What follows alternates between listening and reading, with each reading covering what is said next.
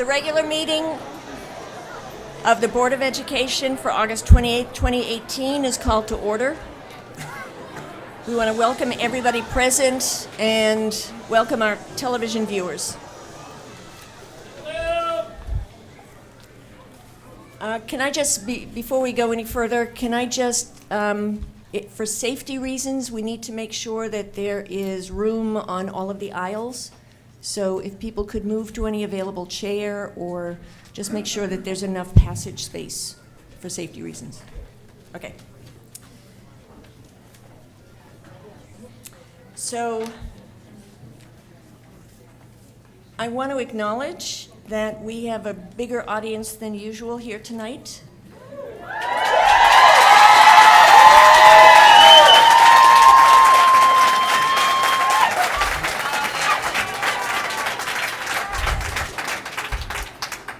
Including many Kairos supporters.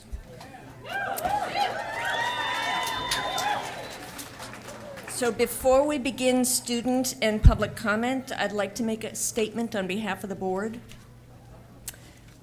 All of us are here because we are compelled to improve this district. We all decry the undeniable fact that this district has, for many generations, failed many students, including students of color, and particularly black students. We are all working for a bottom-to-top transformation of the district to make it both effective and student-centered. We're working to make this district focused on fulfilling the promises that have been made to finally address the pervasive gaps and put an end to the institutional racism that has harmed our students. Clearly, this work is in its earliest stages, and there's a great deal of work yet to be done. We are committed to doing it. The first step the board took in this effort was bringing Superintendent Guerrero to Portland. We chose him from an extensive list of strong candidates because he satisfied the two most important criteria we set for our search. First, a bedrock commitment to serving students, in particular, those students that PPS has persistently failed. And second, because he has the skills necessary to actually do the work of transforming PPS into the kind of district our students deserve. Those skills are in evidence this week with the reopening of 2 middle schools on Monday, including the Harriet Tubman Middle School.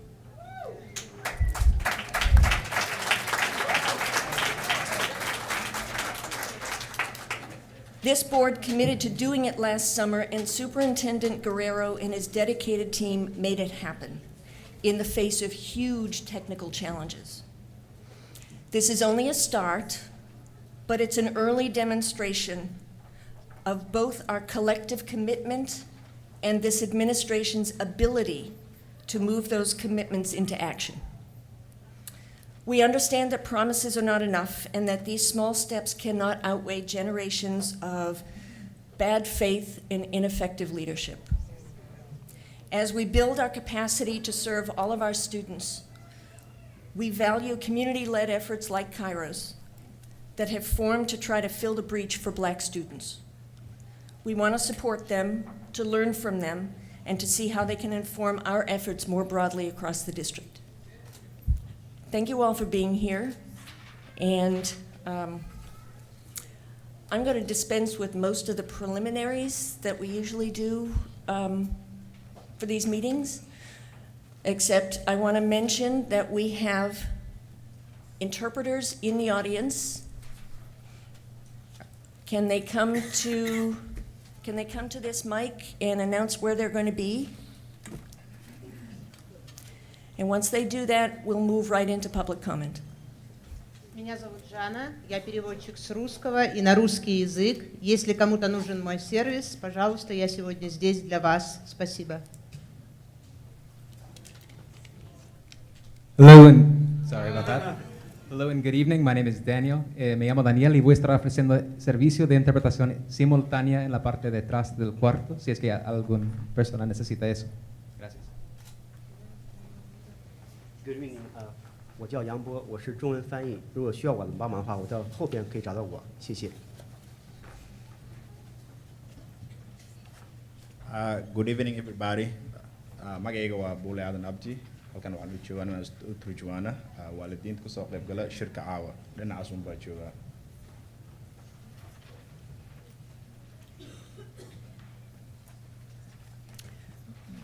That everybody? Okay. So let's move right into student and public comment. Ms. Houston, do we have any student comment? No, Okay. Do we have public we comment? do. We have 6.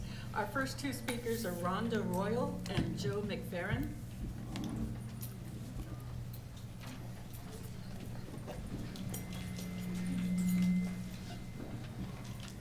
Hello, I'd like to thank the school board for their time and effort and their wisdom and guidance for their shared goal of appropriate education for all children in Portland, regardless of race, economic status, gender, or disability. My name is Rhonda Royal. I graduated from George Peabody College, and I'm interested in the field of developmental psychopathology, which I like to think of as the story of how some children develop disorders like anxiety and others become resilient. I'm also a parent of 3 children whom have attended Portland Public Schools since 2004. I signed up today to speak about dyslexia, but I really want to talk about accessible education for children with dyslexia. This is relevant in the context of Oregon State Bill 1003, which requires early screening for risk factors associated with dyslexia and reading difficulties. It's a good start for our school to create opportunities for appropriate and accessible education for all children. As a board, this law will importantly gather data about how our children are able to comprehend and read fluently. And as a school board, you'll have the opportunity to make decisions about the work, about this work. But I'd like you to think about the big picture. There are many children with dyslexia.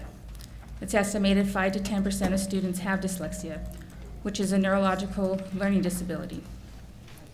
The commonality of this disorder is that they have difficulty with phonological decoding and accessing information that is automatic for most people. But they are unique in their strengths and weaknesses.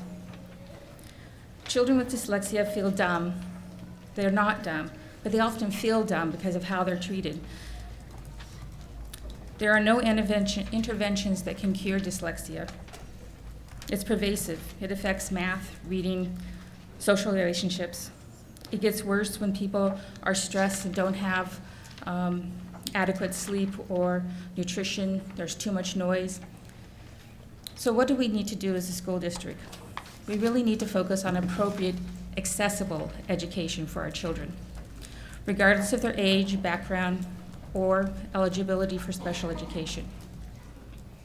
Too many kids feel that they're lazy, slow, dumb, or not trying hard enough, when this is not the case. Their brain just works differently. They feel segregated into the slow reading group, and that is very stigmatizing unless they have a growth mindset. What works for kids with dyslexia? We know that small, quiet classrooms, providing accessible audible texts, fostering a growth mindset and habits like perseverance, openness to learning, empathy, and compassion, and finally, reestablishing trust by not blaming the child for their disability and instead empowering them to learn to map the world in spite of it. We want to allow all children to fill their backpacks with skills for tomorrow's workers. I know the school board is under an economic pressure to make dollars go as far as possible, but our focus also needs to be on the most appropriate and accessible education for our children with and without dyslexia. I'm sorry, can you finish up your comments? I'd like to thank the school board administration for their consideration of this topic. And I will submit this to Karen. Okay, thank you.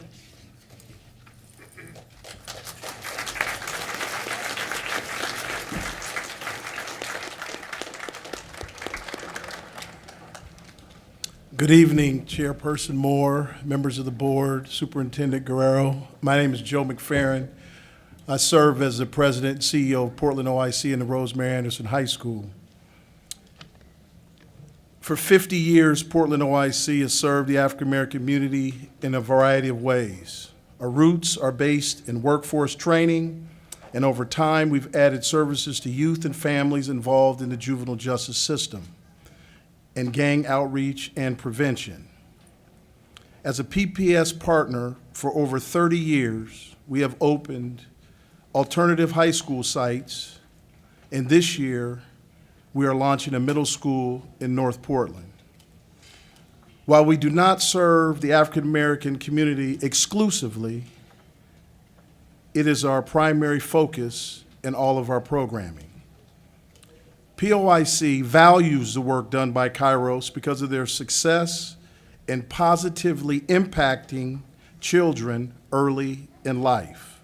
We believe in Kairos because of our experience and confidence in the organization's effective leadership.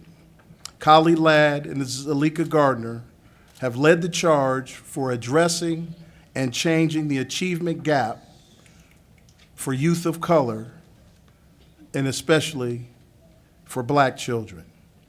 As a leader of POIC, I urge Portland Public Schools to support the mission of Kairos and to work with us to eliminate the racial achievement gaps by cultivating confident, creative, and compassionate young people.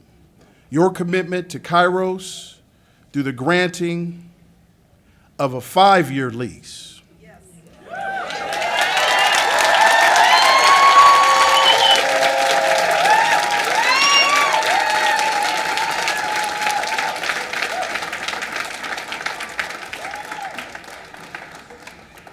in the Humboldt School building will allow them to continue their program without disruption and secure a long-term space. This action will send a clear message confirming your dedication to Black children and all children.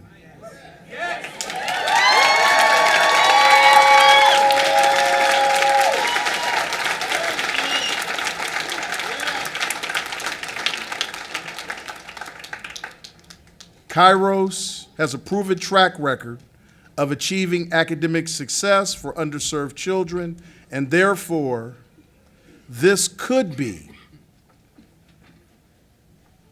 and I've been around for a long time, this could be one of the most effective and obvious decisions that the district could make.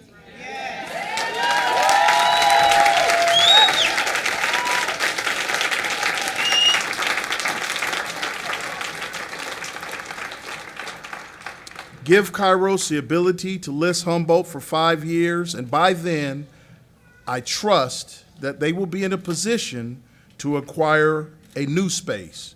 The community will make certain that Kairos will have a state-of-the-art facility by 2023.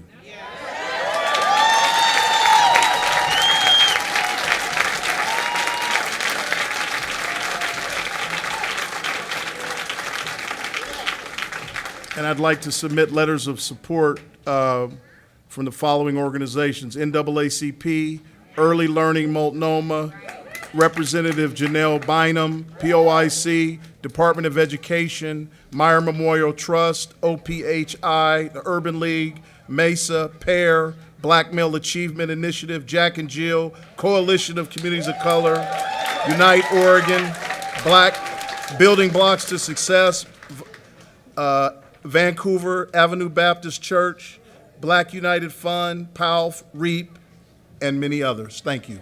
Thank you.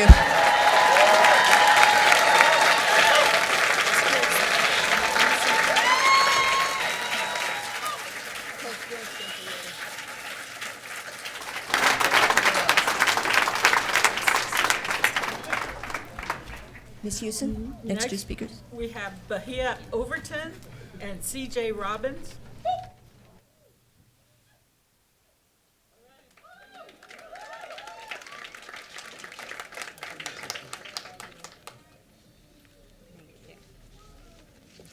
Good evening. I'm going to be reading, my name is Bahia Overton, and I'm the Director for Leading for Learning and Equity Initiatives at the Chalkboard Project. I'm going to be reading some testimony from Iris Bell, the former Executive Director of the Oregon Youth Development Council. But first, I'd like to express that I came to Portland as a 5-year-old. I attended Troutdale Elementary, Bridal Mile, I attended Sweetbriar, I attended Alder, finally landing at Tubman Middle School, where I finished there, going to Benson High School,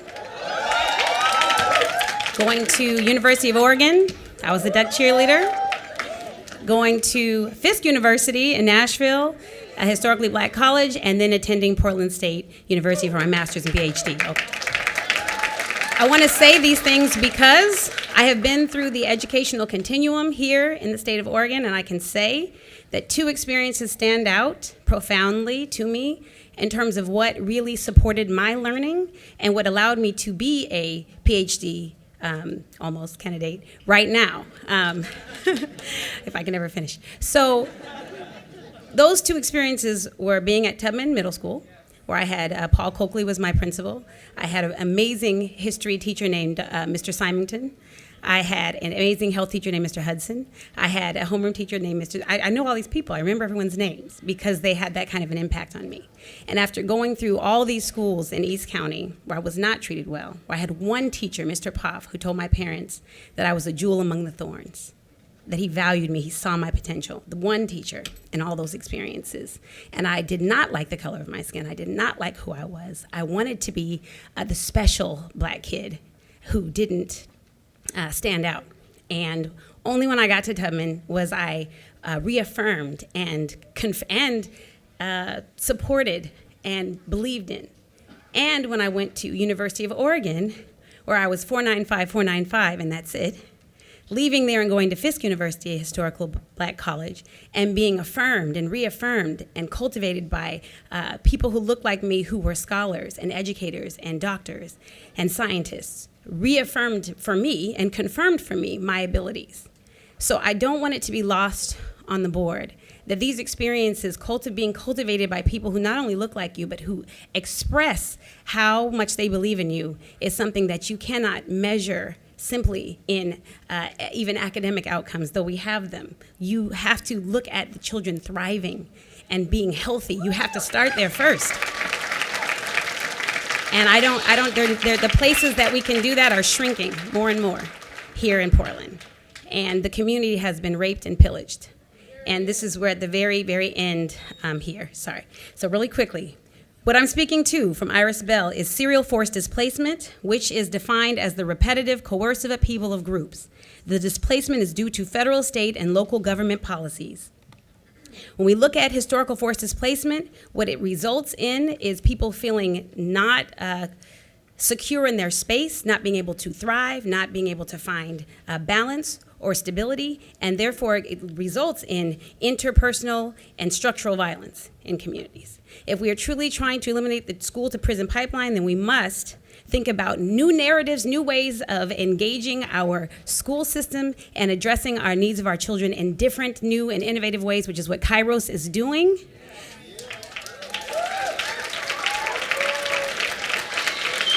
And although I know we have policies that are in place for a reason, we need to look at that in the face of where is the evidence that we have shown support for our children that ends in them thriving, and I just have yet to see the evidence of that. All evidence points to the fact that our children are not valued or loved or believed and do not have promise. That is what all of the evidence points to. So when we look at planned shrinkage and gentrification, they're the most appropriate characterizations of what is unfolding with the policies and decisions being made by Portland Public Schools regarding Kairos PDX. And the only way to reverse the impact that all of these urban renewal and gentrification and all the things that have happened in our community is to actually step out and do what is right rather than what is, in line with go with the value, not the letter, I guess, of the law is what I'm saying. Anyway, I'm going to submit this. I'm going to close out and submit this full draft of the statement from Iris Bell. But think about and educate yourselves around the impact of serial forced displacement and what has happened to this community over and over again. Thank you.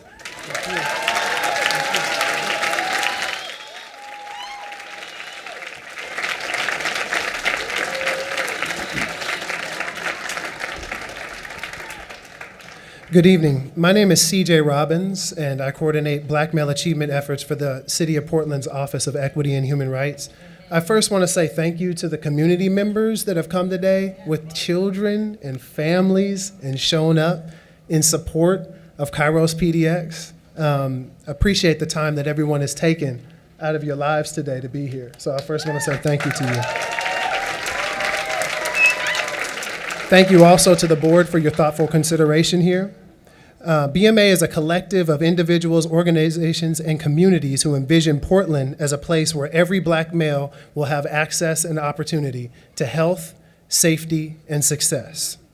We focus primarily on policy and education, employment, justice system, and to promote family stability. I'm here today to share our collective voice on behalf of the Black Male Achievement Education Subcommittee, which is chaired by Mark Jackson, Executive Director of REAP, and who Callie Ladd, Executive Director of Kairos PDX, is also a member of. Kairos is not just a charter school. It is the primary school that is meeting the vision of equity head-on and unapologetically.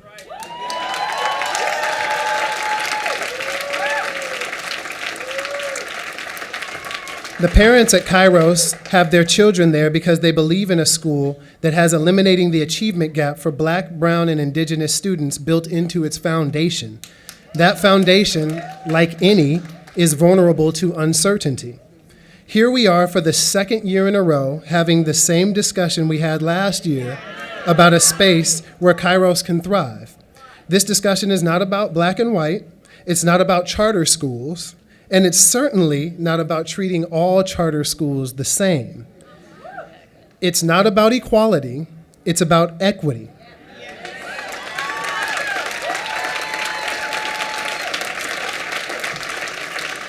Equity requires a thorough analysis of who is benefited and who is burdened by all policies. For racial equity, that analysis must take race into consideration and must be placed in historical context. I heard some historical context from you earlier, Chair. I appreciate that. Portland Public Schools has had an unacceptable and pervasive achievement gap for its entire history, meaning Black, brown, and indigenous children do not get what they need to succeed in your system. Our equity analysis shows that Kairos is a community of parents and children for whom equity is not optional, but rather foundational. This community is burdened by the uncertainty of year-to-year leasing and is expressing that burden to you today. So I ask, what, who, or whom is benefited by this uncertainty? Is there a unified strategic purpose, or is it just so that all charter schools are treated the same? I'll wrap up by simply saying this. To make this decision in a vacuum using equality instead of equity and historical context as your guide will lead to more of the same for our children: achievement gaps, disproportionate discipline, and school-to-prison pipelines. We simply will not stand for more of the same.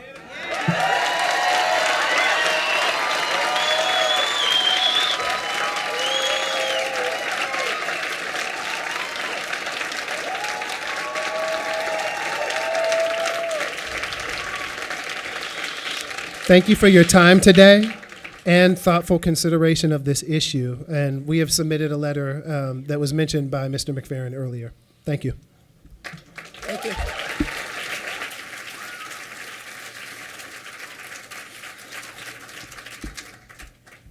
Ms. Hughes? Lastly, we have Bishop C.T. Wells and Ronnie Herndon.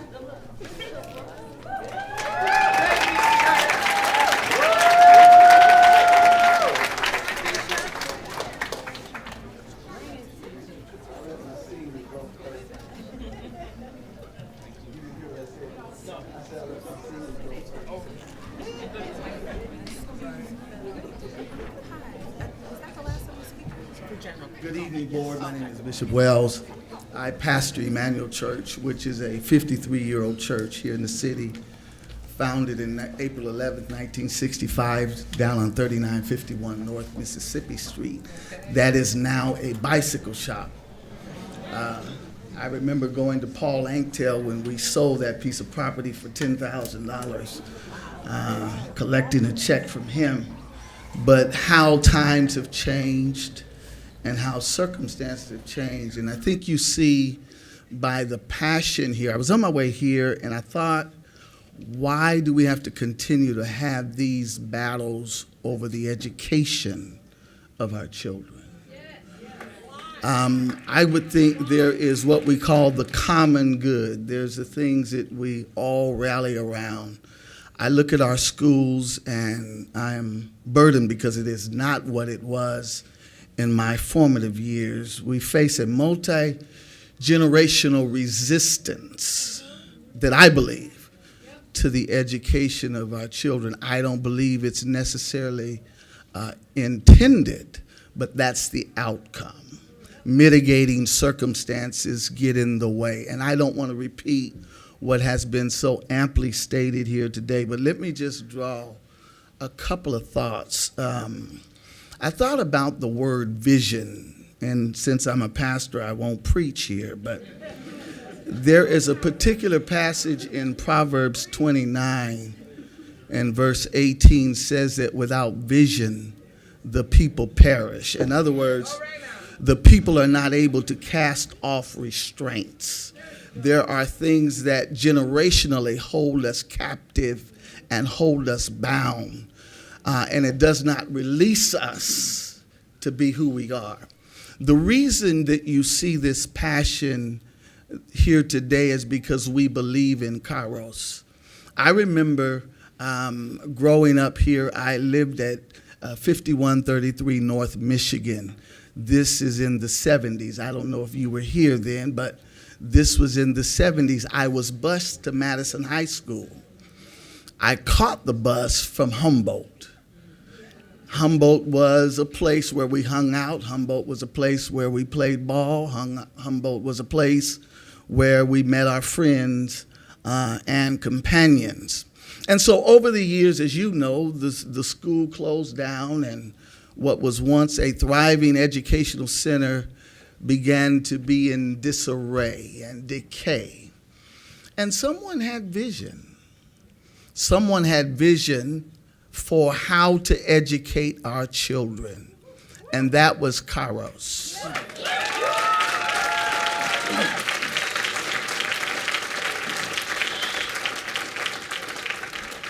There is what you do from an administrative standpoint of which we respect and appreciate.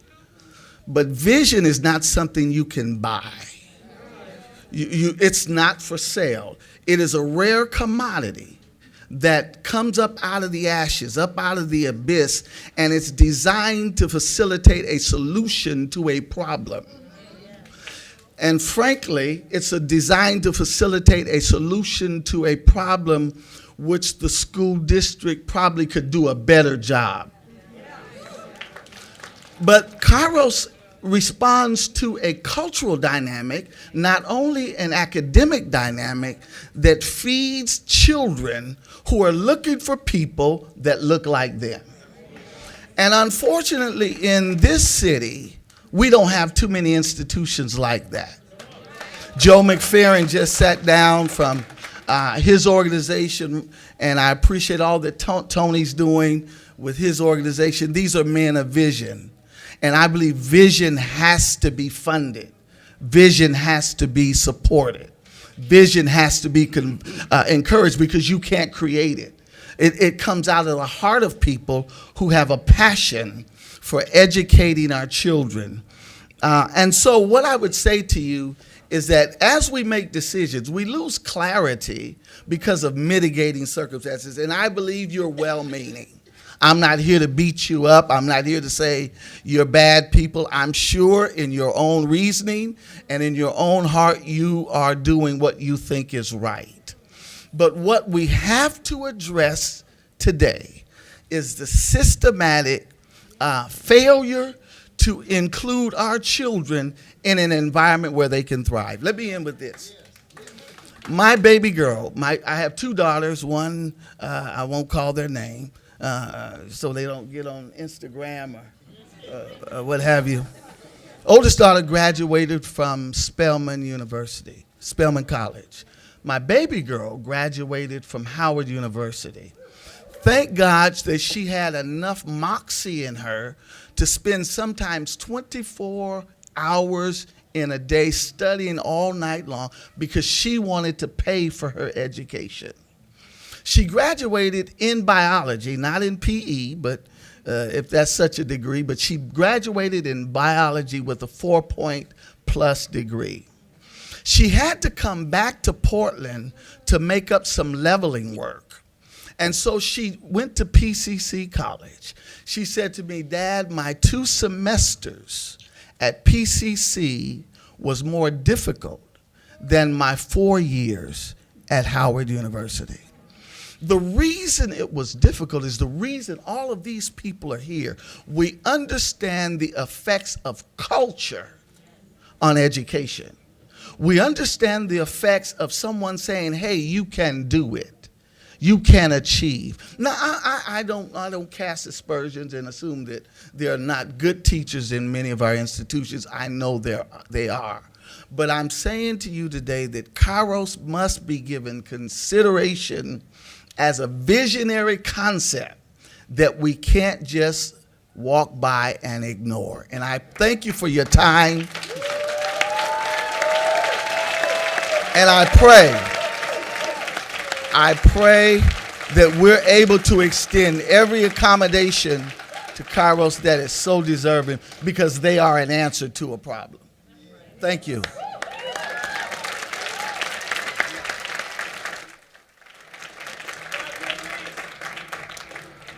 Good evening, board members and administration. I too am here to support Kairos. And I'm also going to read a statement from Senator Abel Gordley. She couldn't be here. But I just wanted to share a couple of observations. I've been around long enough that I remember above you, there used to be a big sign that said equity in the 80s. Equity in the 80s, right? Equity in the 80s. And if you were sitting back here and looking up here, you wouldn't see much equity. That's right. If you look at the administrative staff that you see running around here, I don't see any equity. Now, these are things that you can control. You can't control how quickly they drive nails or they paint hallways, but you can control who you hire. Now, the reason that's important is when you begin to communicate with various communities and they don't see anybody that looks like them, and you're telling them what you're going to do to help them, they have a lot of hesitation about your sincerity. So I would suggest that as you go forward, that the things that you can control, you do control. And at long last in Portland, I almost cussed. At long last, you should have an administration that looks like the children this district serves. Now Bishop was, he's very kind. He's more learned than I am. I would suggest he was talking about well-meaning. Go back and read Letter from Birmingham Jail, what Martin Luther King said about well-meaning. Doesn't mean duly squat, essentially. Now, I'm gonna read Abel's letter and let y'all get on with your business. We are here because we love our children. We are here because we believe in creating beloved community. We are here because we believe in speaking the truth. We are here because we want to advance what Dr. King said about love, power and love well over 50 years ago. Quote, power without love is reckless. Love without power is sentimental and anemic. Power at its best is love implementing the demands of justice. And justice at its best is power correcting everything that stands against love. We are here as taxpayers to question why you are arrogantly continuing a pattern of misdirecting board power against the best interests of educating our black children at Kairos.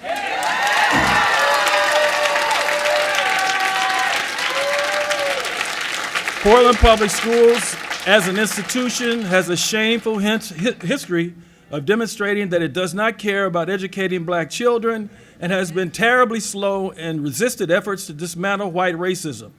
Some of us in this room are products of Portland schools and have been activists in the struggle for justice for our children in this district for over 40 years. We still are here when no longer in your roles as board members. The people who have demonstrated that they know what is best for our children and how to serve them and effectively educating them are sitting before you. And in the audience and out in the community, we're here to say, stop disrespecting our experts. When will you listen and hear and act on what we are telling you is in the best interest of our children? What will you do with board power on your watch to interrupt and correct decades of institutional racism? Stop disrespecting our experts. Stop disrespecting what parents want for their children.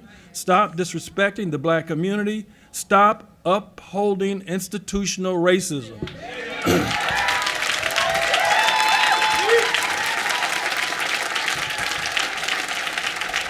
What will you do now to demonstrate that you respect the black community's demands for how and where to educate our children?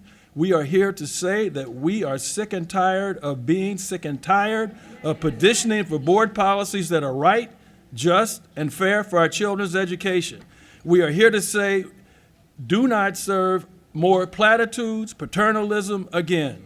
Stop harming our children. Stop derailing their path to success. We are here demanding that you now serve the demands of justice for black children, for the black community, and that going forward, you commit to putting in place the resources that will lead to a quality, non-racist education for black children and all children in Portland Public Schools. Power at its best serves the needs of justice. Justice in this situation is giving Humboldt School to Kairos for the period of time the community demands. Hey, Bill Gordon.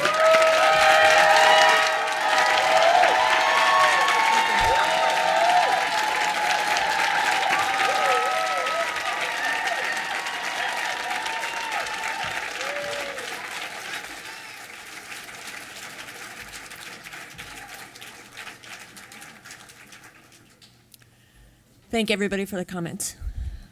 The next order of business is the superintendent's report. I'm not sure how I'm supposed to follow that up. Good evening, everybody.